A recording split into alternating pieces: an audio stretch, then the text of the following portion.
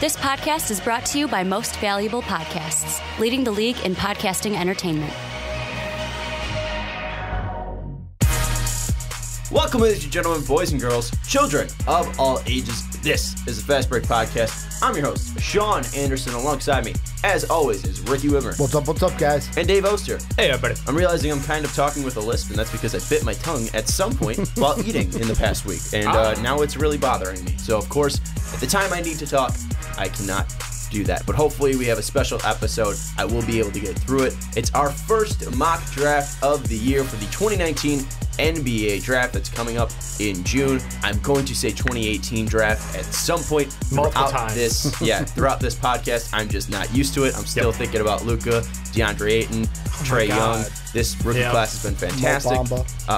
Mo Bamba, but to some extent, it's still lingering in the past right now. But we'll try to look into the future on our mock draft 1.0. We'll start off with Wet Boys, but before we jump into all of that, check us out on iTunes, The Fast Break. If you listen to us on iTunes, you listen to us on Blog Talk Radio, you're watching currently on YouTube, head over to iTunes if you got a quick sec and just rate us 5 stars. Give us a little bit of a review if you like us that much. It's free, it's easy, it's quick, and really helps us out. So if you do want to help us out and go over to iTunes, type in The Fast Break and give us a rating, we would greatly appreciate it. But guys, let's jump into our favorite segment. We're talking about the wettest of boys, the dampest of dudes, the soggiest of shooters, the dampest of dudes. I think I already said that. The moistest of men. Moistest of men. Thank you very much. This is a topic where we talk about guys who absolutely popped off, who actually, had historic weekends, had historic weeks over the past week, guys who deserve some credit that we really won't go into a full topic on. This is the topic that we talk about their performances. And Ricky, we're going to go to you first. Seems like you wanted to interrupt me. What do you want to say? And before I go into my wet boy, did you do your normal thing of along with Ricky Widmer and Dave Oster? Because I felt like I didn't say what's up.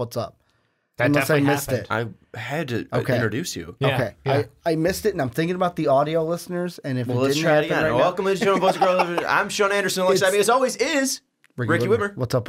And Dave Oster. Yeah, no, we did this right. We did it. I couldn't remember, and I blanked out present. for a second. So I was like, you were worried about if I couldn't double task because I've been working like 8 hours today, and I didn't do my mock draft, so I'm going to be doing it during this topic. And you're like, oh, I don't know if you could double task. You're solo tasking. You can't even figure out. My wet boy is Kawhi Leonard. I'm just going to go right. My wet boy is Kawhi Leonard. Going to give 32 points, 7 rebounds, 50% from the field. I am shocked that this is his first wet boy. I mean, he's good. He has not had, and this is the greatest thing about these wet boys, is really we could just, anyone in the MVP race, like Giannis, LeBron, Durant, just keep giving it to them all around, but we spread it out enough that's to the where whole point of wet boys. Kawhi, we're over a quarter of the way through the season, and he's just getting his first wet boy right now in December. I mean, he did take some games off. He didn't travel a lot early in the season, so that sort of makes sense because his weeks weren't always packed. So, fair enough. But no, he totally deserves it. He's been awesome on the Raptors. And the one thing, too, I'm wondering, is this the first Raptor wet boy? Because the only person that I think would be in contention would be DeMar DeRozan. And we might have given one to DeRozan last year. No, because Lowry never has. I was thinking about Lowry, I think, like 2 weeks ago when he had a triple-double. But I think DeRozan would be the only one. I think probably early season DeRozan last year might have gotten 1 or 2 because he had like 36 points per game. I don't see it. Look up DeRozan. I think DeRozan might have DeRozan got one. Okay. But Lowry did. Any other Raptors that you can see? No, just DeRozan. All right. No. So and we haven't given one to Pascal Siakam so yet. DeRozan had it twice. Markkanen had it twice. What's Markkanen have? I thought you said Markkanen. No. Why would we say Markkanen? We're talking about the Raptors. That's why I was confused. No. I said Jakob Poeltl. Oh, DeRozan, though, had it twice. He was the only one. Okay. And I think that was early season DeRozan because he had like games of like 36 throughout a week. He was popping off. Yeah, he was. As he has to start this season. And one guy who still has not been getting it is Giannis Antetokounmpo. Maybe we just keep this as a running joke because he is like, I think I saw something, and he has a 31% odds to get MVP. He's been phenomenal. He only had it twice last year, Giannis. Oh, okay. Yeah, I think he started late getting them as well. So we'll see what happens with Giannis. But Dave, give us your wet boy who's not Giannis. My not wet boy Giannis is Bradley Beal. I think he deserves some Very credit. similar to Giannis. He's going out there. He's popping off for the Wizards. He's winning them some games. Unfortunately tonight he did just finish losing to the Cleveland Cavaliers, which is just a travesty. And all on Bradley Beal. It's all on Bradley Beal because he wasn't a center tonight. So therefore Tristan Thompson just absolutely wrecked them. But no, he put up 28, 6, and 5, 50% from the field, 81% from the line because he's just money. He's again, one of the best two guards in the NBA. And now, because of John Wall's injuries, he's been going out there facilitating a bit more, getting that everybody eats mentality going again, just like it was last year. So we'll see how the drama and trauma of Washington continues. But, it was 3 games in a row, 3 straight wins. Unfortunately, lost tonight. But I'm not going to let that dampen the spirits. This week he was asked from the three-point line. I think he had like 23% from 3, but still, 28 points. When you're the only offensive weapon on that team. 28.6 rebounds and 5 assists per game is pretty damn nice. And we're still, thinking that at some point this season he's probably going to get traded, and something's going to be fun over there to see what happens. Will it with be this whole him situation. or will it be John Wall? We don't know. Or could it be both? Oh my God! Check out our segment. It's Dwight Howard. What, 2 weeks ago? Also, before you go into yours, I forgot Kawhi Leonard, first ever Kawhi Leonard wet boy. Because he didn't play last year. That's right. I forgot he didn't play last year. Yeah, so he was. the Remember first time Sean he's almost ever gave it to gotten him a for wet when boy. he came back. Yeah. And we with the stats, honestly, he didn't play bad. Yeah, he was a dry dude. Yeah. He was a dry dude. We were going to do dry dudes this week. Yeah, that's true. Give one to Fred Hoiberg because Paul we're not George. going to be able to talk. Yeah, one to Fred Hoiberg. Can I explain why? Okay.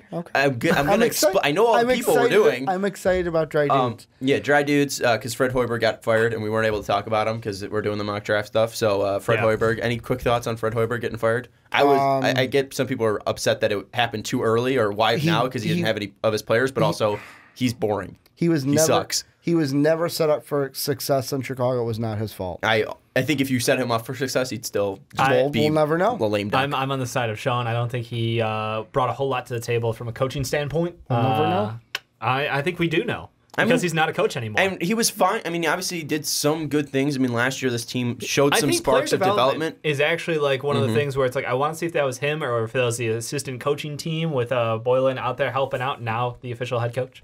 Yeah, we'll see if we'll give more thoughts a little bit later. Maybe we'll do a Bulls topic next week. We were going to give one to Paul George because we were at the OKC Thunder Bulls game last night. Thanks to this guy. Thanks to Ricky. Shout out to the big guy over there. And Markkanen lays the ball in with 4 seconds left. They call a timeout, OKC does, and Dave and I are like, they're giving the ball to Paul George. And I said, I bet he fucking misses because he can't hit a game-winning shot. Well, you said that jokingly, and then you were like, no, they're going to give it to Steven Adams. Because it came out and set up one person on one on each elbow and then one on each block. And I thought they were going to set a high roll, give it to Russ, and then Adams roll into the bucket would be able to tie it up because they were down 2. And then Paul George popped open for a wide open 3. Nobody around him. No OT tonight, boys. Just no OT tonight. And he bricked the shit out of it. And the other one, now I need your help because who was the other one? It was Kyle Lowry because he had like 2 points in 144 minutes this week. But maybe we'll do dry dudes one time. But this guy's not a dry dude. He was a dry dude to Dave for quite a while, but now since he's come to the New Orleans Pelicans, he's been fantastic. 26 points per game, 12 rebounds, 2 assists, 57% shooting, 55% from 3. This, of course, is Julius Randle. Had a career-high performance against the Clippers. They did lose by 3 points in that one, but he was 15 of 24 from the field, 8 boards, 4 assists. He fouled out in that game too and had 37 points. Julius Randle has been absolutely fantastic, and his numbers would even be better if we weren't counting the game on December 2nd. So shout out to Julius Randle and the New Orleans Pelicans. He's been fantastic so far, and hopefully they get on the right track for my Anthony Davis MVP pick. But boys, let's go now quickly into the Fantasy League update. We are in 6th place, which I think is the highest it's been in about a month. Quite some time. We're at 80.5 points per game. We had a 2.5 point change. Right now, I think this is a new leader in the clubhouse. Mike, 2K, unfortunately, is now down to 5th because I believe he has Curry. Yeah, he's got injuries. Curry, he's dealing with injuries. But the Phila 76ers is now they were in number first 1. last week, too. I thought it was the Big Ballers. I believe it was the 76ers. Well, I could be wrong. Give a shout out to the 76ers anyways. They're at 106 points. We got Big Ballers at 100. And then we are closing in kind of in 3rd. L.A. Lebronzo is at 3rd. And they're That's at because 89. Drummond had his best shooting night from the free throw line recently. He went 7-7. It was like... Yeah, they're at L.A. Lebronzo is at 89.5. We're at 80.5. Currently, we're 10th in field goals made. We are 8th in field goal percentage, 4th. And this is reverse. It's the reverse. So wait, 3rd in field goals. 3rd in field goals made. 4th, we are because there's 13. 4th. Jesus Christ. Math's hard. 4th, 4th in field goals made. So, yeah, we're 4th in field goals made. We are about 6th in field goal percentage. We're not going to get through this because I don't have Durant. This segment. Yeah, we're 9th Then we're in at free throw 10th percentage. in free throw. Well, we should not be talking at the same time. No, we're 4th. Well, we're 9th. I'm clicking on them so that Yeah, we're 9th. Okay. 13th, 12th, 11th, no, 10th. Okay. Jesus Holy Christ. cow. Tied for I have so much pressure on me. 10th on three-pointers made. 4th in three-point percentage. We are 4th in rebounds. We are 5th in assists. We are 5th in steals. We are 10th in steals. And then we are about 6th in points. So pretty decent week. And the only thing that we're really struggling now on is blocks and free throw percentage. And our thing for Drummond was declined. So the biggest thing that I think we got to look at is blocks. And the only guy that I think is worth adding right now is Terrence Ross, who is not a block guy. So unless we want to go out and just add good old Mitch Robinson, who's blocking like 6 shots a game or something stupid. When he gets to play. And when he does get to play. I think that would be the only worthwhile addition for us. I mean, we're about, what, two weeks out from a Boogie sighting? Yes, we are. We're closing in on that. We're going to eventually have our fun. He's going to help our free throws. He's going to help everything. So, and maybe we get to the point where, we build up such a lead with Drummond.